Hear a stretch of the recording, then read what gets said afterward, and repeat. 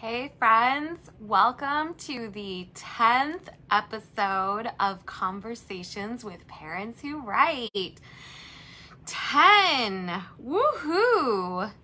Tonight I am joined by Amanda Jane Schiller. She dips into the dark realms of real life in her contemporary women's fiction with edgy characters and specializing in romance gone wrong. Her debut, Wicked Games and Wasted Years, is a duology about two best friends who deal with the same narcissist and the same cycle of pain. Prepared to be triggered. Ooh. She is currently working on her next duology and experimenting in other genres. Amanda lives in the Midwest with her gamer son who constantly cracks her up and their sweet calico cat. Amanda is here with us now, so I am going to invite her into the show. Oh, hello. There we go. Hi. Hello. I'm fantastic. How are you doing today? I'm doing very well, thanks. It was a nice day. My kids were in camp all day long, and I got to relax. It was a great day. Awesome. Yes, it does. It does. It does. So, usually when I bring people on, one of my first questions, I told everybody that you are in the Midwest and that you have a gamer son. Is there anything else that you would like to share with us about your family, about yourself? I don't want to say that's about it. I guess it makes us sound a little simple, but I guess I like playing games too. My son got me into Roblox, so I love playing that. I'm kind of a big kid, so he really lucked out. Like, want to go to the park, go to the trampoline park, arcade. Yes, let's go. So, yes. That's a lot of fun. I'm glad that you guys have that in common and that you can share that together. 11. Yeah. How old is he? 11. Oh, I know. Double digits. Yep. And he's something else. I know people say that, but I don't know. He said the other day he likes to talk about the 90s. Because right, which is way before his time, and he came up to me and he said, "Mom, did you have cars and TV in the 90s?" It was like, well, yes. Yeah, I know. Thanks, bud. I was like, those things were invented before I was born, so there you go. Yeah. My 7-year-old loves to, he's asked us similar questions, and we kind of like we disappoint him when we say yes. Like, that was before our time. Like, yes, I did have those growing up, but then we shock him when we say, but we didn't have the internet and Wi-Fi. And he's like, what? And so that's when he's just like, conversation here. I tried telling him about riding across town on my bike and going into a random store and asking to call my parents because the tire on my bike popped and I want my dad to come pick me up. Not having that cell phone. Yeah. Yep. Yeah. Whole different world. Yeah, my son was blown away when we explained to him that in high school, my husband and I both in like computer typing class, we learned how to type on typewriters, and then I had 2 years of that, and then the second year is when they brought in computers. So I was like the last one out where I got to experience both. And my son's just like, you learned to type on a typewriter? And I'm like, yes. I was that the olden days. What is that, Gen Z? Yeah. I'm like that little micro generation. Yeah. So, okay. So thank you for telling us about your family. Do you want to just jump into the writing bits and like see where? All right. Cool. So my favorite question to start with is always, what is it that you love about writing? What is it that tugs at you that says this is something that you've got to do? What is it that motivates you to actually get your butt in the seat and start writing? It is basically the story.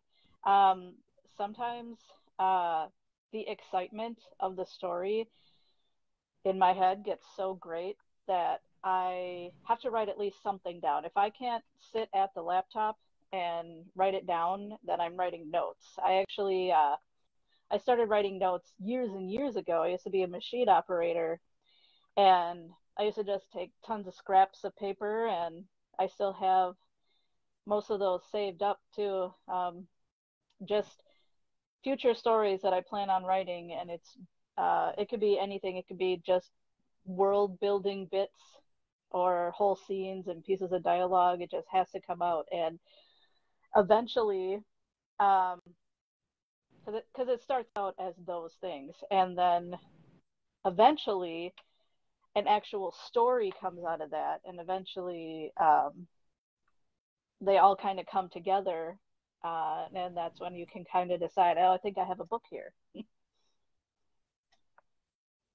Mm, yeah.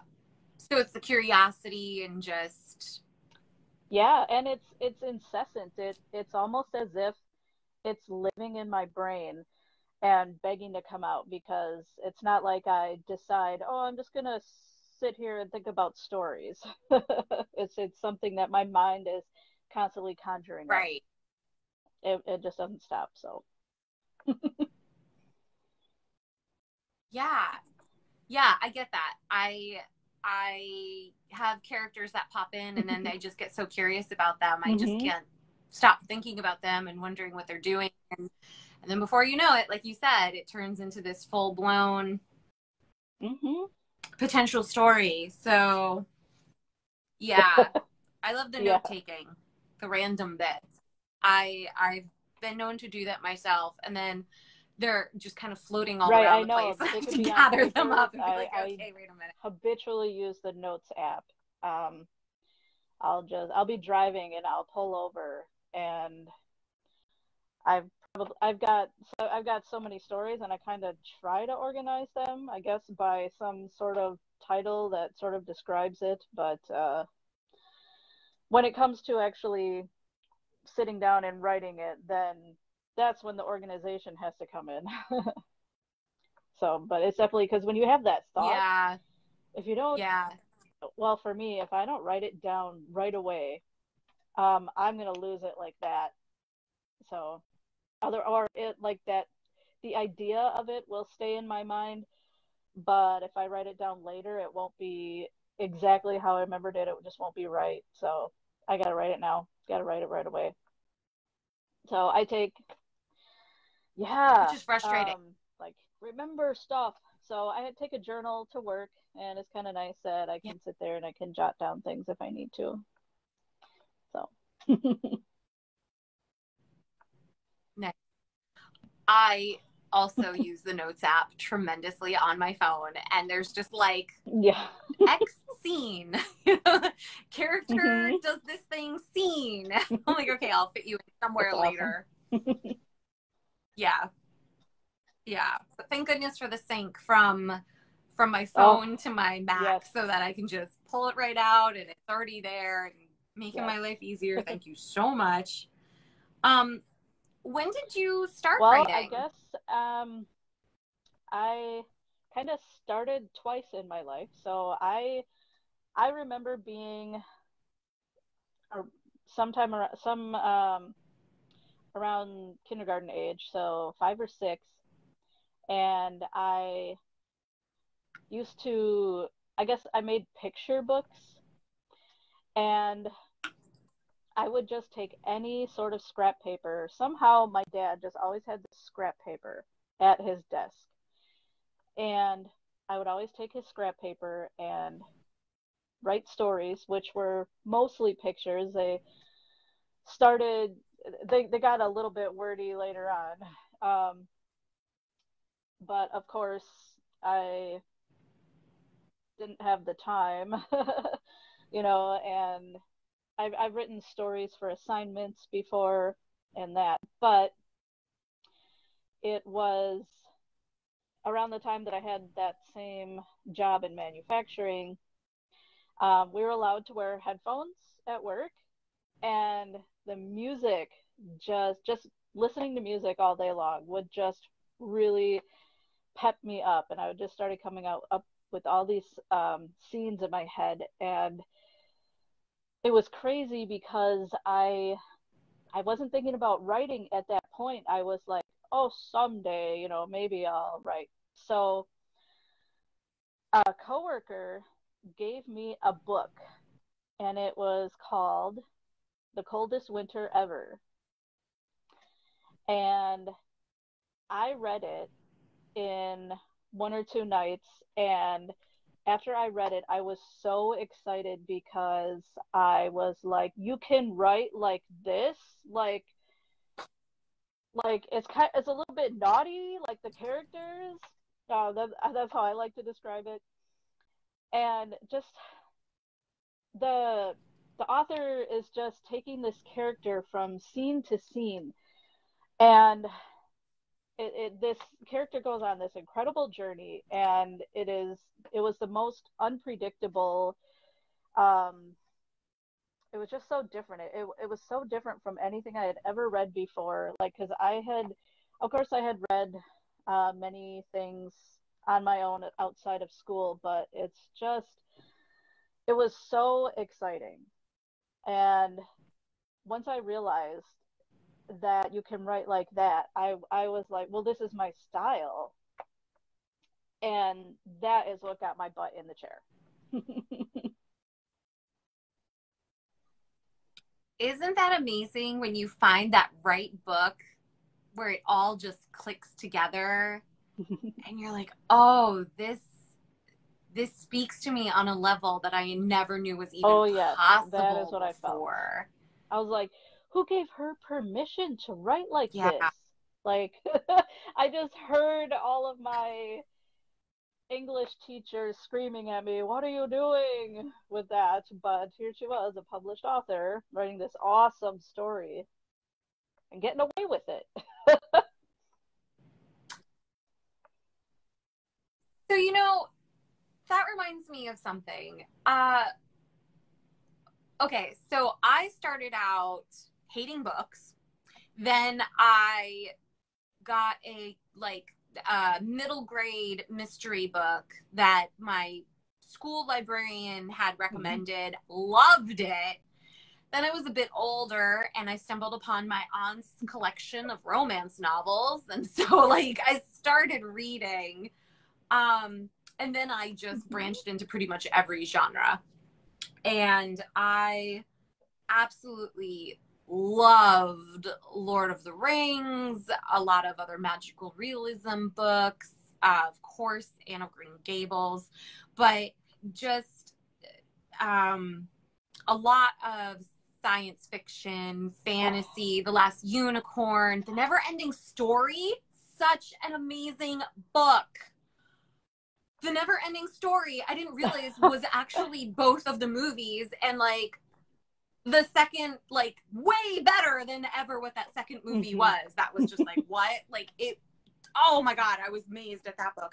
But I loved those genres. And then when I went to college, I was studying literature and, getting into the canon. And I mean, of course, I will forever love Pride and Prejudice and, the Brontes, right? But then it just became this thing of I can't write like them, right? This is what I'm studying. This is real writing.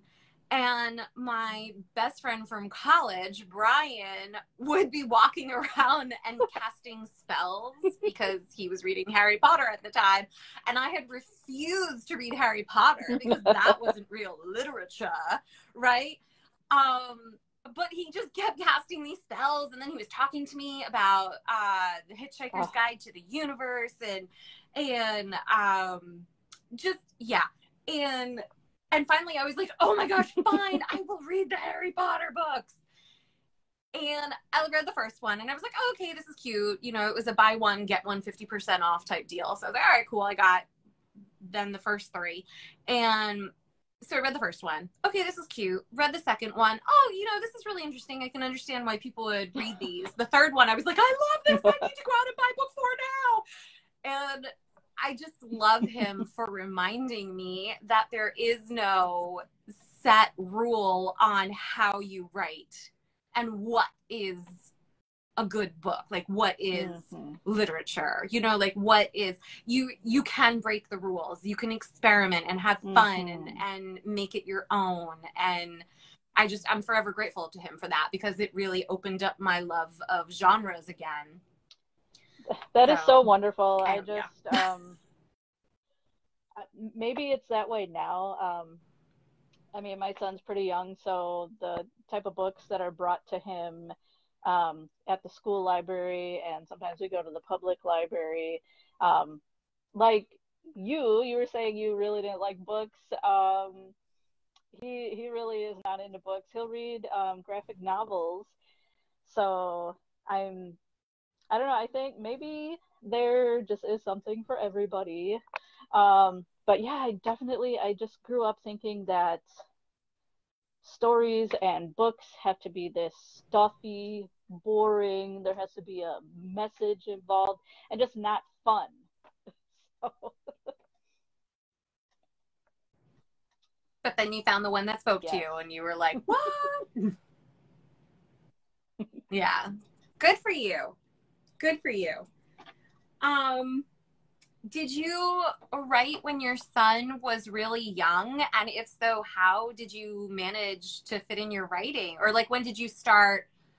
How old was he when you started like really, really it was diving right into your before writing? he was born. But I remember the very day that I wrote the very first scene, which actually ended up being the opening to Wicked Games and Wasted Years. And I remember I was actually laying on my mom's bed. My son was 1 month old at that time. He was taking a nap, and my mom was in her room watching TV. So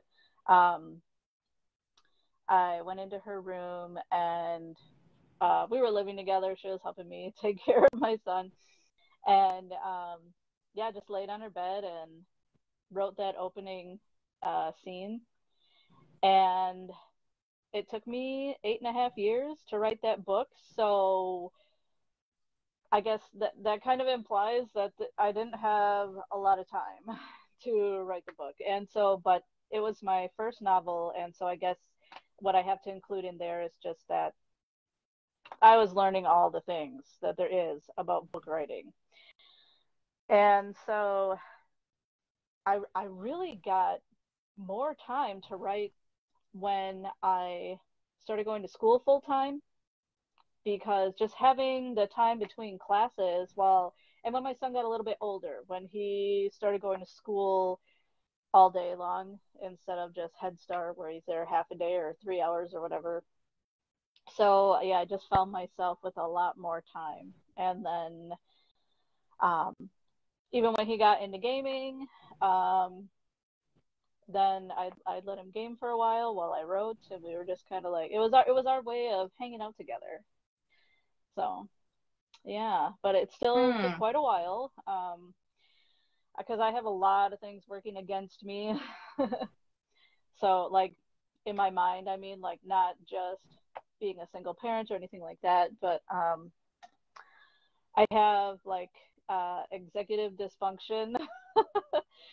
So you know what that is. So yeah, so yes. it's been hard. I still, even after have written 2 books, I have no problem with motivation or anything like that, but and I have no problem actually with writer's block either. It's getting it from here to here. Sometimes that's where it is. So from your head, out of your head and onto the page. Yeah. I struggle with that as well. Okay. I have ADHD, so it's very hard for me to force myself. Like once I get into it, I can do it, but it's that block that is challenging. But I've been finding ways to work around that for the last year. And I've also given myself grace because of the fact that my littlest was in pre-K last year for 9 hours a week. And so that opened up time, which is with time that I really dedicated to Life Beyond Parenting and my blog. But so I'm not going to punish myself and guilt myself that I didn't get as much done as I wish that I did. But I also know that more time is going to be opening up now because of the fact that he will be going 5 days, 5 mornings next year. And then after that, he's in kindergarten. So time is starting to come back. Although at the same time, I'm mourning the loss of like my little squishy because he's just stretching out more and more. And I'm like, stop it. But I also want more time for me. But stop it. Thank you for saying that. Yes. Right. I also wanted to share that Jennifer shared a comment with us, and she said that she absolutely hated assigned reading in school until my college intro to fiction teacher assigned Jurassic Park. Like I love that you had a teacher that assigned Jurassic Park. Like let people read the various genres. You know? Man, good teacher. I'm glad that you found that teacher who helped you find that, Jennifer. So, okay. I'm really curious to know what type of writing you enjoy because you said out is a romance gone wrong and a duology, where I said in my comment I had to admit that I had to look up what a duology is. I kind of thought like maybe it was sort of The Last Twilight where you kind of had Bella's perspective and then Jacob's perspective. So now I really want to ask you about a duology and then save the other question I was thinking in my head. Okay, so let's go on about duology. What is a duology? Yeah, it's a 2-part story. It's not a trilogy. It's 2 books, and that's the end of the story. Okay. But you also aren't far off by talking about different perspectives or point of view because book 1 has one point of view and book 2 has another point of view. Oh, I get it now. You know what? I had everything italicized. So I thought Wicked Games and Wasted Years was one book. So it's 2 separate books? Yes. Ah, see, I had the and italicized. And that's what threw me off. So it's Wicked Games and then you have Wasted Years. I have a visual. Ah! There you go. Part 1 and part 2. So that's what I thought a duology was like 2 halves of a story told from 2 different perspectives, but was in one book. And that's why I got confused because I had an italicized and. Well, so it's absolutely the same story. Right. Because part 1 and part 2, it is a continuation. It's the same story. It's the same guy on the cover, so he is the main antagonist, and I have 2 protagonists. So, and both characters are in both books. So, is it a sequel, or do the 2 books' timelines overlap with each other? They overlap. Oh, interesting. And in the first book, there's 2 like timelines. There's also 2 arcs in the book. And I can go into that a little bit later. But so there's 2 timelines for that, and then in the second book, there ends up being sort of 3-ish timelines. Oh. Yes. Which they're mapped out, so. Okay. The Witcher-esque. Yeah. Yes. The Witcher-esque. my husband very kindly, where I was confused in the middle of the first season, and he was like, do you want me to just simplify this for you? And I was like, yes, I don't have patience. He was like, there's 3 different timelines going on. And I was like, oh, thank God. I was like, I can't take this. So I was like, just tell me. Don't make me have to guess. So, but no, that's very cool. Well, I mean, now that we're on this subject, please keep going. Tell us about your book. And then my follow-up question is, because you said that you're experimenting with other genres. And so I'm really curious to know what those are. But you said you wanted to tell us more about your book. Go for it. What? Sure. So I had mentioned that there are 2 arcs, and I think that that's actually the deciding factor that makes this the genre of women's fiction versus what I thought I had written in the first place, which was like a psychological thriller. Mm. So the 2 arcs are in there to kind of the purpose is to show well, people are multifaceted, so we all don't have just one thing going on in our lives. We all have multiple things that we're dealing with. We have things from our past that affect us how we are dealing with things today, and that plays, I think, a huge role into how we deal with stress that we're currently dealing with. So those 2 things kind of together also gives the perspective of the main character and how she's dealing with her emotional pain, and also, I guess, kind of gives clues for the reader on how they want to interpret that. So it's almost as if the reader would be the friend or even the therapist who's listening to all these things, and they can kind of make their own assumptions as to why the character did that, because I think that there's plenty of evidence behind the decision making and things like that. I appreciate that. I truly appreciate multifaceted characters.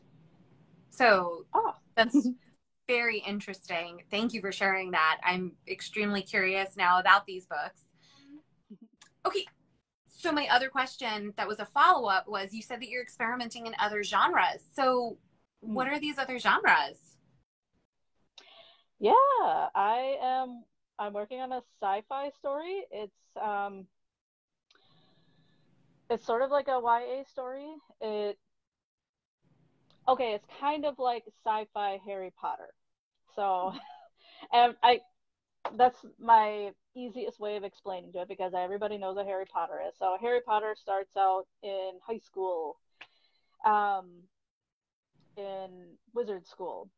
So for sci-fi, this character starts in high school. It's actually at a military school, and it involves post-apocalyptic Earth, but it's not based around there. And actually, the main character is not from there.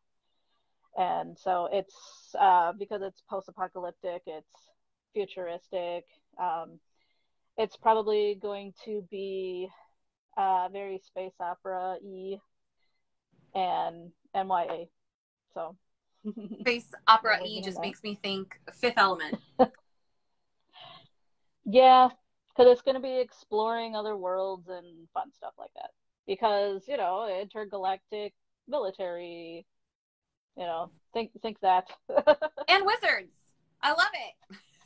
I love it where it's like, I like a little bit from here, I like a little bit from here, I like a little bit from here. Now let's just mix it all up and see what happens. And that's the way that my brain also thinks. But like, oh, I really liked this element from a story, and I really like this idea from a story, and what can happen if I mash it up? So, and aside from that, I'm also working on some erotica. So there are pen names and super secret pen names involved eventually. So, yes. That is exciting. I also, you're funny. So, wow, we already covered. I love when the conversation naturally takes us through a lot of stuff. Okay, next question. Can you share something you learned about the writing process or the craft that was a game changer for you? Something that I learned. So, well, one thing that I actually did want to mention was it kind of ties into an earlier question, but college really, even though I got my degree in biology, not writing, it absolutely prepared me for writing because when I got through my first 20-page research paper, I knew that that gave me the longevity that I needed to be able to write something so large. So there was that, and also I for my first book I got a developmental editor, and I got her from readsy.com, and she was a editor from Harlequin Romance. She had done that for 15 years, and then she went and started doing freelance. So I did that, and that was a huge turning point because I feel like that really stepped up my game with it being a developmental edit. I learned so much from that whole experience, even though it was actually a little unpleasant, if I could say it, but that it just everything that I learned about story structure. So that definitely made me think, well, maybe I should start reading some craft books, and which I didn't want to do. I don't know. I don't know why I was so hesitant on it. But I got Save the Cat Writes a Novel, and it was the best book ever. And I am absolutely, I have outlined my next duology using Save the Cat Writes a Novel. So I'm really stoked about it. I'm like, wow, this is like a handwritten outline. All I have to do is plug things in. So I love that. And now when I watch movies, all I can think about is all the beats. That's wonderful, though. One of my favorite things that I learned in college was I had always heard before, read like a writer, read like a writer. And I was like, I don't know what that means. And then my first day of novel writing class, we were reading To Kill a Mockingbird, and we opened up the first page, and look, I got it right here on the shelf. I can pull it off. And the first thing he said was, okay, so this book has 31 chapters. It has 430 pages, double spaced in Word. That's the equivalent of it. And then we went to the first page, and so he was like, okay, so the advantage of two narrators is that we can experience these moments with 6-year-old innocent Scout, but also get some beautiful, insightful observations from her adult self. And the second paragraph of To Kill a Mockingbird sums up the entire book.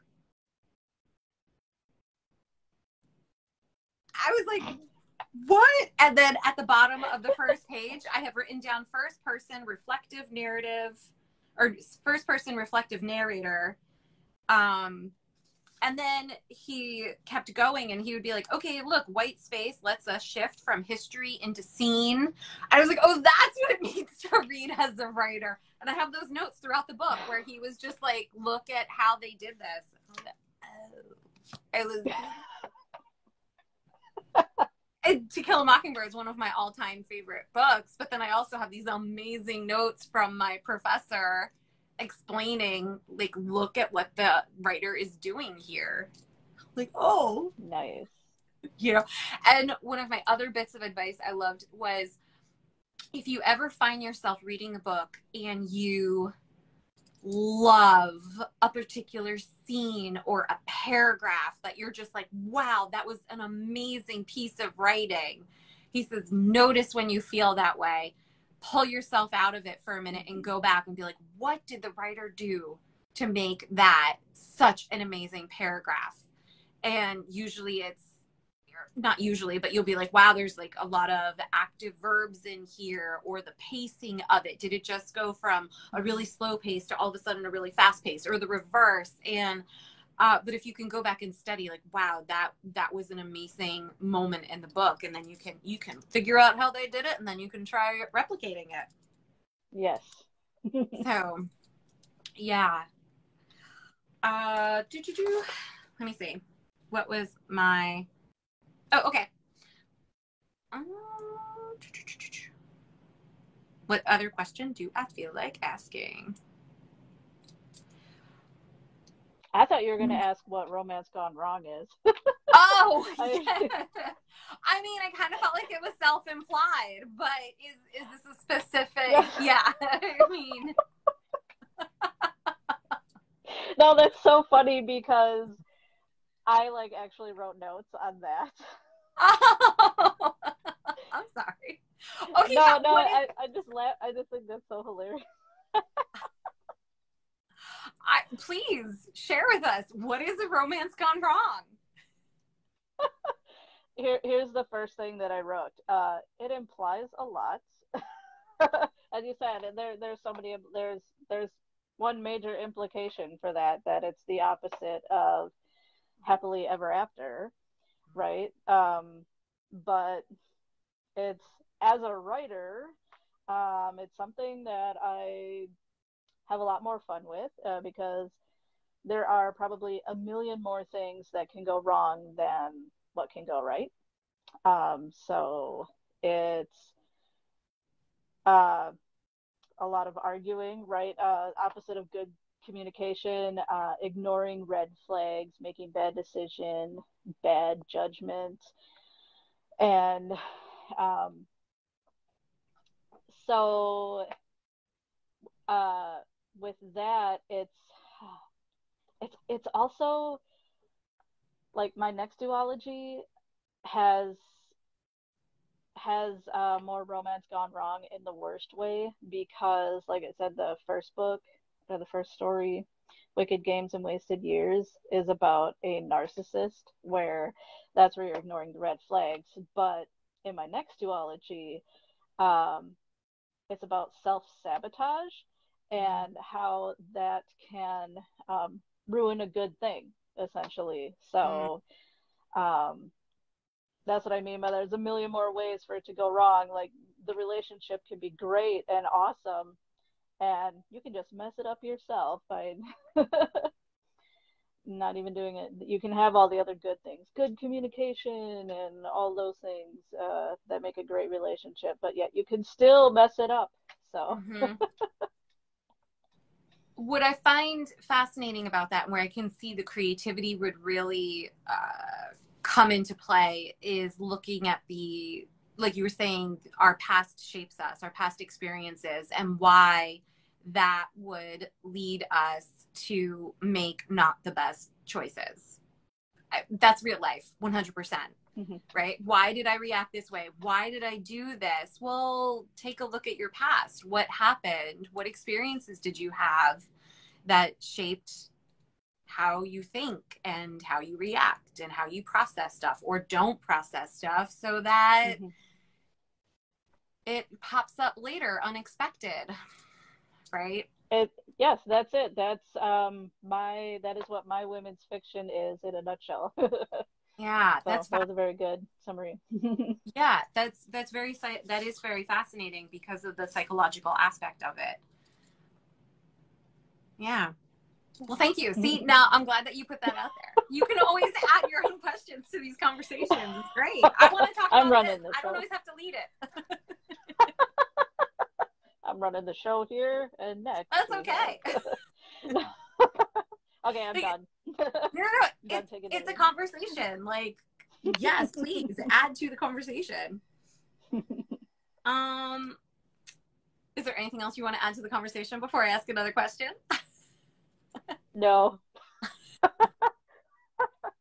Okay. Thank you for asking, though. You're okay.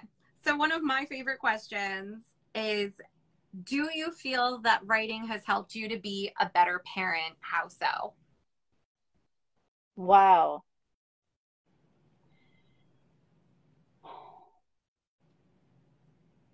I wonder if, um, you know, I would definitely have to say writing on the outside or writing externally or even secondary factors of it is doing something that brings you immense joy and being able to focus on creativity. I feel that me being a writer, I encourage my son a whole lot more to definitely take the time to explore anything that he wants to do creatively. And I tell him all the time that, you know, as a kid, I was definitely always told you can be whoever you want to be. Um, but let's face it, artists in this day, when you become an adult, they take that back. They really do. They eat their words. And so I'm never ever going to do that. And I think that I mean, even if my son were to say to me that he just wants to be a streamer and he wants to game, well, why not? You know, and I would also like to say that there are so many great careers that he can have, but I'm going, I I'm just going to absolutely encourage it and also help him too along the way. It helps being up on my technology and being able to help him and things like that. But because I myself, I'm at a crossroads now too, where I'm really working very diligently to transition out of my industry that I went to school for, that I got a degree in, and to just completely change gears and go back to writing because it's ultimately what I've really truly wanted to do my entire life. And so um, there's no way that I could tell him to do otherwise. So, and I feel like that's the right thing to do.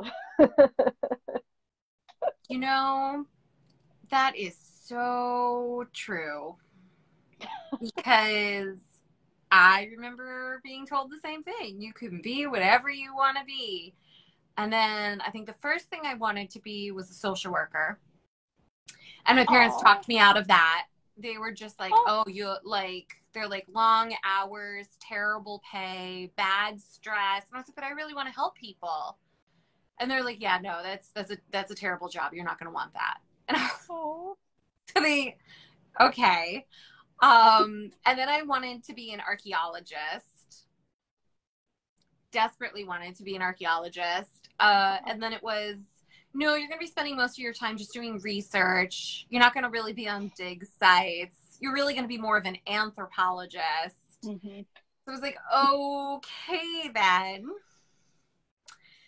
Now I want to be an artist because by the time I finally was ready to choose my major, I was taking a lot of art classes.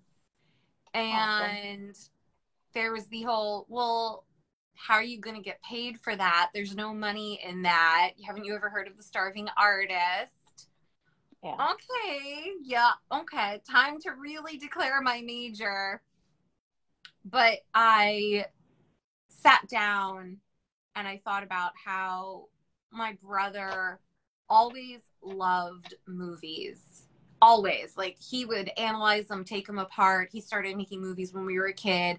It made complete sense that he would then major in film. And I looked at my cousins, and when I saw the majors that they chose, it completely lined up with their passions earlier in life. So I was like, what was like the thing that I was the most passionate about? And it was playing Barbies, because I created these epic sagas and stories and character development, and that was when I was like, oh my gosh, I can turn those stories into words and write. That's what a writer is. I didn't realize that. Yeah, Every we now and tell again I stories. wonder, yeah, and tell stories. I maybe I also could have gone into acting, because there was so much acting behind Barbies also. So I don't know. I think there's another life where I made that choice instead. But yeah. So then I went to my art teacher and I said, I'm not gonna major in art. And her face just dropped. I could tell that she was crushed. And I said, I want to be a writer. And she was like, oh, thank God you're staying within the creative field. I was like, yes, I am still a creative person. So, but then she was probably thinking, I lost another one to engineering. Right. Or something. Right. Something. And she was like, oh, thank God you're still going to be creative and like follow that, because she just knew that creativity is my passion. Yeah. And then so I went to school and I studied literature, and my parents kept saying, what do you do with a literature degree? Like, oh, you're going to be a teacher? I was like, and I come from a family of teachers, aunts, uncles, parents, cool. sibling, cousins, like so many teachers in my family. And because I was studying literature, they all assumed, oh, you're going to be a teacher. And I was just like, no, I'm not. I'm going to write. And somehow, so I became an editor first. But it was just the whole time through, right? You can be whatever you want. And then it was like, well, no, that's not practical. Yeah. That's not going to get you money. That's too much stress. I was like, oh, okay. So I can't be whatever I want. Or really the lesson was, you can be whatever you want if you work hard for it and keep pushing through the no's. Yeah. Yeah. Yeah. Yeah. So. Yeah, I'm glad you shared that. Thank you. Yeah, we should talk about that more. About it being okay to follow your passion. So yeah, there is a way. That's one of the things that I loved most about my coaching program that comes to an end today. I said my goodbye in my Facebook group, and I sobbed about it. If you watched last week's live at this time, where I cried hysterically sharing with people about how amazing this program was. But they really helped me to develop a but how mentality. Okay. You know, so, oh, I can't do this because it's too much money. Well, instead of that, just stopping and being like, I really want to do this thing. And it is a lot of money, but how? How could I make this work? And then you just start trying to list 50 ways and getting creative and being like, how can I make it possible? Rather than just stopping automatically at, no, it's not going to happen. It's, but how? And yes. It's such a gift to have that mentality now. Because my husband, I love him to bits. He's the love of my life. He's very practical. And so he will say at times, or I'll be like, oh, I really want to do da da da da. And he'll just be like, oh, that's not feasible because of whatever reason. And for me, it just like my balloon deflates and I get really depressed. Yeah. And then I now pause and I look at him and I just go, but how? And he's like, all right, let's talk about our options. And then it opens up a conversation, but he'll see me just do that face of like, but how? Awesome. You made him a team player. Yes. Yes. So, yeah, but I have to initiate it. Don't stop with this, but how? Okay. So anybody who has a dream out there and you feel that it's really hard, it's okay. Start asking yourself, but how? What tiny little steps can you start taking now to get you there? And then listen to like 100 podcasts every week. Yes. Yes. Yes. Well, you know what I wanted to ask? Did you go the self-publishing route or? Yes. Okay. Self-published. Was it easier or harder, that process, than what you anticipated when you were going into it? Wow. So, as I was saying, listen to the podcast because I'm pretty sure I had 500 hours of listening to podcasts before my first book was done. So I had a pretty good idea of what to expect.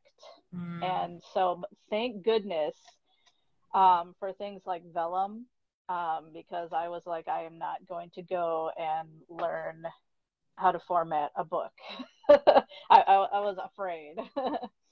And I was like, we have KDP, so we have Amazon, we have Draft to Digital. I mean, all those places, they're going to put our books in the places that we need them to go, and make it somewhat effortless. Although now I'm trying to transition into more difficult things, like maybe start selling direct from my own website. So things like that. I guess, yeah, had I tried going to do any of that without knowing what to expect, I'm pretty sure I would have just been overwhelmed. I mean, I even watched YouTube videos on someone using Vellum. I watched a YouTube video on someone actually uploading their book onto Amazon, so I knew what to expect, what it was going to look like, and what I was going to need to know ahead of time. So things like that. I mean, every little thing about how to size a cover and things like that. How to even though I don't make my own covers, I outsource my cover, but still, just there are a lot of things that you have to know. And so and of course there are things, listening to all those podcasts, there are so many things that I was taught that I didn't know I was going to need to know, so there you go. You never knew what you never knew. That's right. So I think it was a lot smoother, thank goodness. Thank goodness for all the indies out there, because it is like, I have found indie authors to be so incredibly supportive, and we just all support each other, and it is the most wonderful thing. Every group that I'm in, you ask a question and everybody's like, you could do this and you could do this and this is how I did this. And I just love when people can also, we all celebrate everybody's accomplishments. I love when people share, like, I made 20 grand this month, and those 6-figure authors, like, I love seeing that. And I just love seeing everybody else cheer everybody else on. So it's like awesome community. It really is. It is. I've been dipping my toes into those communities, and they are just extremely supportive and encouraging and applauding you. It's even when it's just, I finished my first chapter of my first book, and everybody's like, yes, keep going, you can do it. Like, it doesn't matter where you are on the spectrum. It's just, it has been very encouraging and supportive. Yeah. Yes. And Vellum, is that the book layout software that you used? Yeah. It's really incredible. I write out my book in Google Docs, and I convert it to Word, and just because I want it to go where I go, so that's why it's in Google Docs. And then I I literally only have Word for the purpose, or actually I have friends with Word who will convert it for me and then email it back to me so that I can upload it into Vellum, and then boom, you can make your print book file, your ebook file for all the major retailers. So for like Kobo and Apple and Google and Amazon, it'll just make you just hit a button. You don't even know what it's doing because it's like, oh, I'm gonna make a ebook for Amazon, and boom, there you go. I'm gonna make one, and it'll just download those files right away for you, and that's the file that you choose when you upload to those sites. Sweet. Look at yes. that. That is a wealth of information. Thank you so much for sharing that. And yeah. Angie commented, "Yay, podcasts!" yes. Another podcast fan. Woot! Yes. Yes, that's where I'm dipping my toes in next, taking the audio from Conversations with Parents Who Write and getting them into podcasts. Like, ooh. Awesome. Yeah, iMovie has not been helpful. It's very slow. It's been excruciating, actually. Sorry to attack iMovie at the moment, but yeah, when you're sitting there waiting for it to load for 20 minutes, and I'm like, no, I don't have this much time. No. Ugh. So I don't know. I'm gonna have to come up with something else. But anyway, yeah. Ooh, you have to listen to a podcast on how to do a podcast. Right. Right. Love it. It's pretty much done. I'm pretty much done. I've got like 9 episodes now that are ready for 8. I have 8 that are ready for upload. Number 9 slowed to a crawl. Anyway, side note. So okay. On that note. All right, we made it through pretty much all of our questions. So we come down to 2 of my favorite questions that I always end with. And it's, what are some of your favorite books? And what are some of your kids' favorite books that maybe, I know you said that he's into graphic novels right now. Totally fine listing those, but also like maybe books that you guys read when he was little, just whatever pops to mind on favorite books for you. Okay. Yeah, so I'll start out with my son, and he loved the Bad Guys books that just became a movie. I was pleasantly surprised. I didn't even know, which was also a very good movie. And one of our favorite novels, and I read this to him twice, and we had to go and get the audiobook for it. It's called Dead Boy. And yeah, because he's really into spooky stuff. So, and it's about a boy who's dead, and he can't leave because then people know he's dead. So his mom makes him stay in the house and she basically homeschools him all day. So he's always writing essays and doing homework, and wondering why he has to do this because he's dead. And he'll never be able to have a job. So that one, it's really, really good. It's paranormal, so obviously, but it gets very interesting.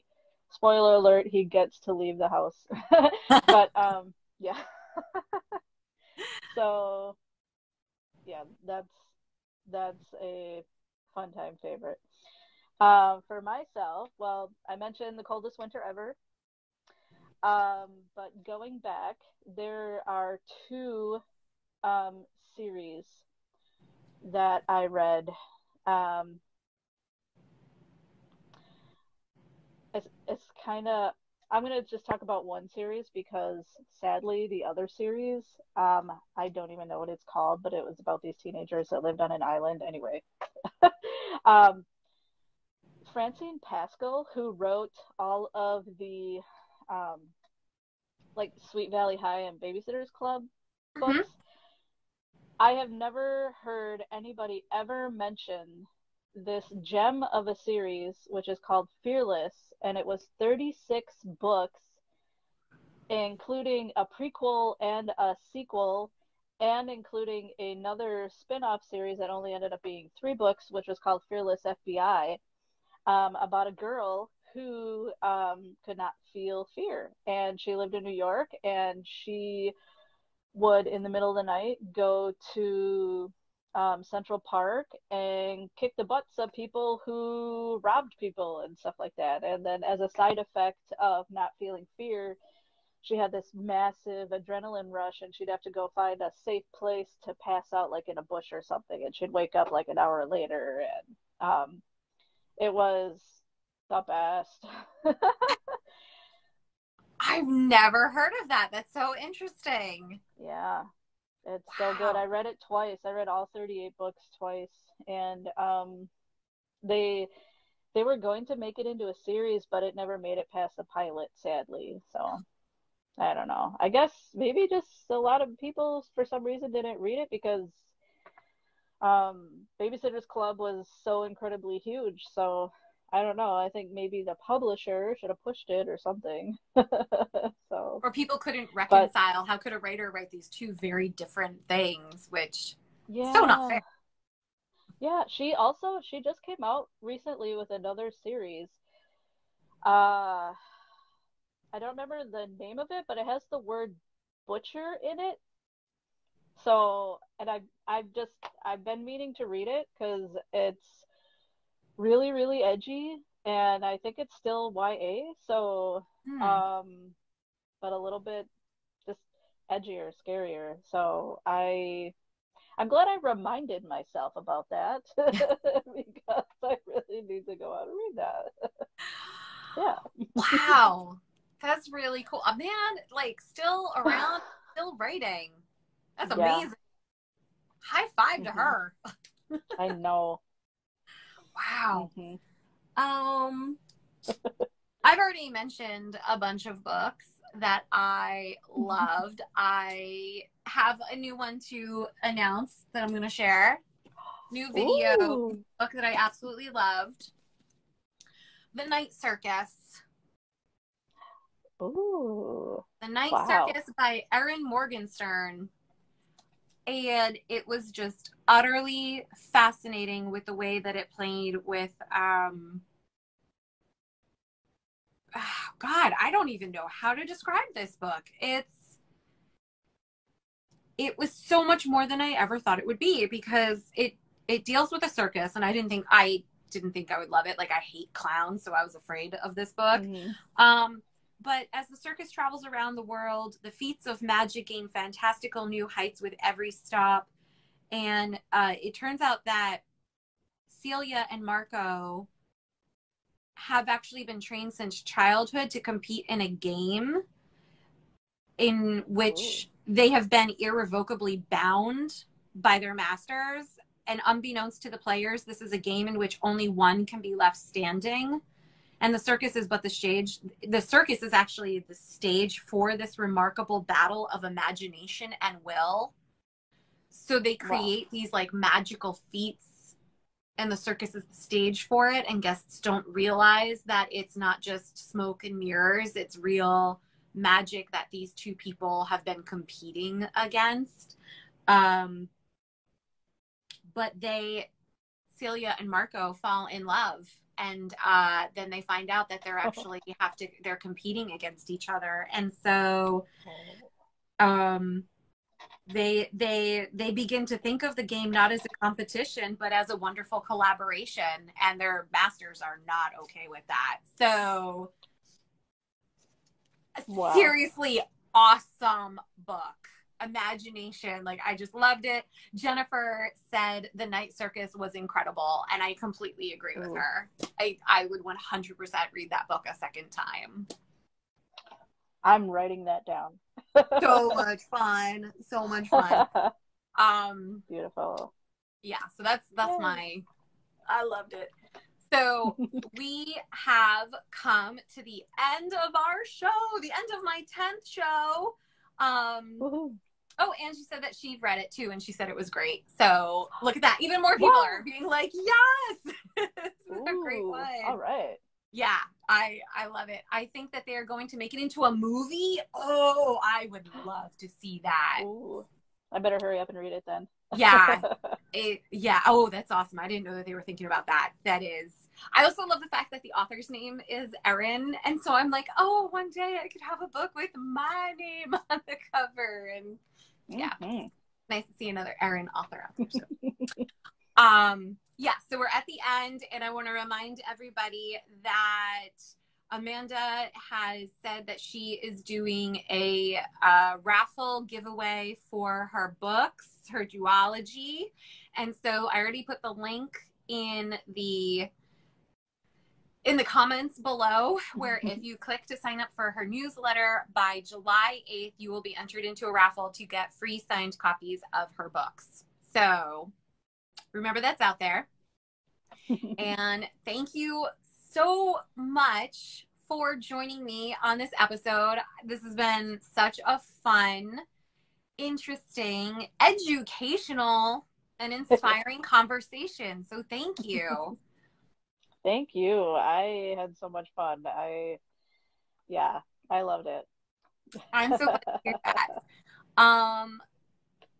Jennifer says that Erin had another book that was about stories and books in a magical world that was also awesome. Okay, thank you. I'm going to have to go look up other books by that author. Yeah. That's good to know. Yeah, I love her writing. Okay, so thank you again for joining us, and I hope you have an amazing night, and I can't wait to hear when your next duology comes out. Keep us posted, okay? Okay, I will. Thanks again. So much fun. You have a great night. All right, you too. Bye. Bye, everyone. Bye.